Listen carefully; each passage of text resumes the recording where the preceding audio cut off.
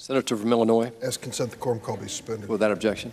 Mr. President, I'm reading a book called These Truths by Jill Lepore. It's a history of the United States.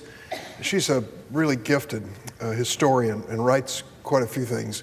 She has an article in the New Yorker magazine about Eugene V. Debs, an early socialist in the 20th century who ran for president. She's a skillful historian, and she tells the story in These Truths about how this nation came to be. And of course, we emerged from a colony of England, Great Britain, and then fought for our independence. One of the reasons we fought for that independence was to take the role of kings out of the lives of the people who lived in what we called America, and to say, we aren't going to have kings making decisions for us here. We'll make our own decisions, thank you. We'll call it a democracy, and the people will rule. And at that point, we sat down and tried to put it in writing.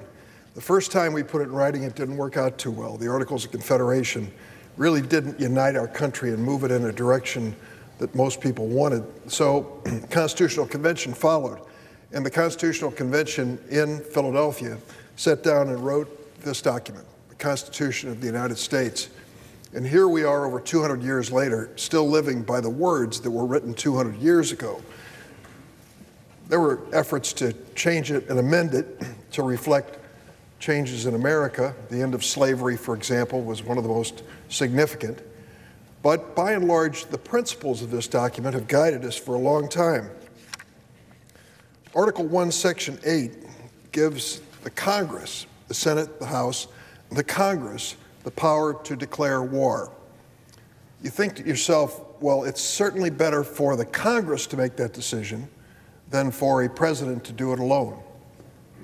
Letting a president do it without the people being involved through Congress really would be much like a king deciding whether or not we would go forward as a nation involved in a war.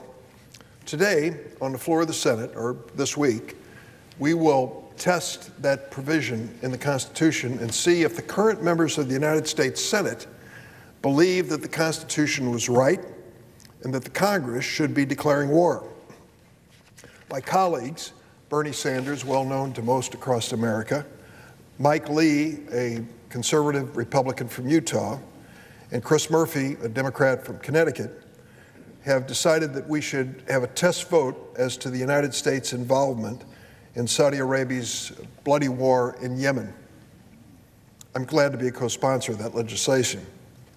Regardless of who's been in the White House during the time that I've served in the House and Senate, I've tried to consistently argue that the American people, through their elected Congress, must play a constitutional role in declaring a war. Whether it was President Bush on the Iraq War, President Obama and the U.S. military interventions in Syria or Libya, I think the Constitution is very clear and very wise in saying that the American people, before we ask their sons and daughters to give up their lives in a war, should have a say in this decision through their elected members of Congress. What we're doing today is deeply important. It occurs in the 18th year of a war in Afghanistan that hardly anyone could have imagined would be the case. Did anyone here who voted as I did 18 years ago, voting in this chamber for the authorization of the use of force in Afghanistan to go after the perpetrators of 9/11, did anyone here believe that we were authorizing the longest war in the history of the United States in Afghanistan? Not a one, I'm sure. Or that this authorization would be stretched by presidents of both political parties to approve U.S. military action in other countries around the world. It became a blanket authorization that has been used time and time again. Which brings us to the question before us in the Senate today.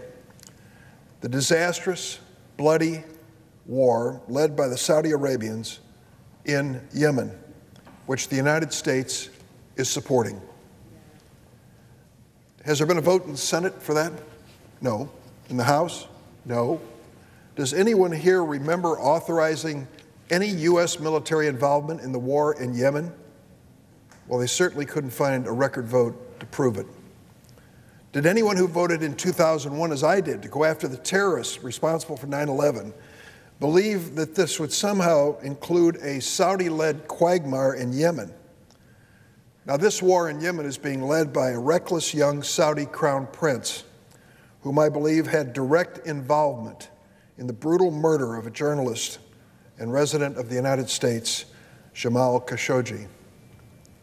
Highly unlikely that anybody would have argued that we gave permission for the United States military and taxpayers' dollars to be spent in support of this Saudi Arabian cause.